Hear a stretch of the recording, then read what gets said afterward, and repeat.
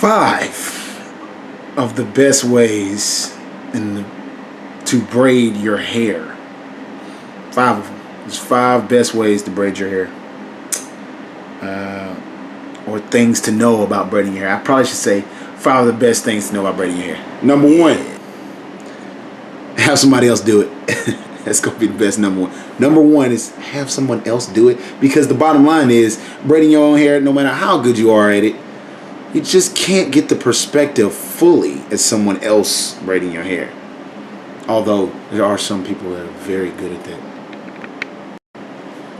Number 2, make sure your hair is clean. I'm telling you, there's nothing worse than having your hair braided or braiding your own hair and then getting halfway done and realizing I didn't clean my head, so it's gonna itch like bad very quickly after you're done.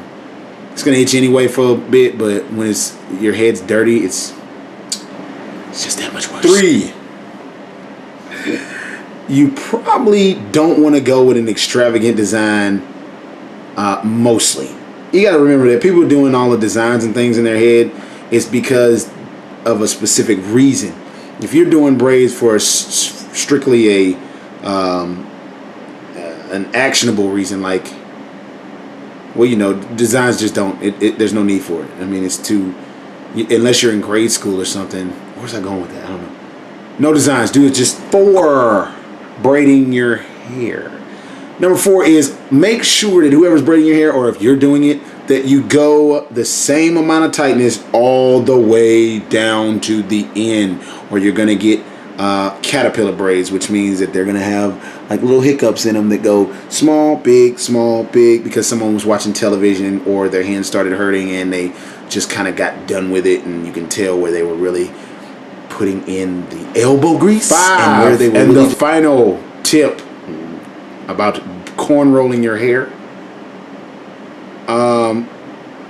make sure you know like what your head looks like. Sometimes cornrows just aren't good for certain types of head. Like, I got a big head, got an apple head, but cornrows works for me only after my hair's a certain length. Some people get their hair cornrowed a little early and they're very, very small, or they don't have much on the ends, and it doesn't look good because their head basically looks like you peel back the skin and there's brain matter spray painted, whatever the color of their hair is. I mean, because their skin is being pulled so tight, it's ridiculous, and there's not enough hair to actually look as though it's comfortable. You want your braids to look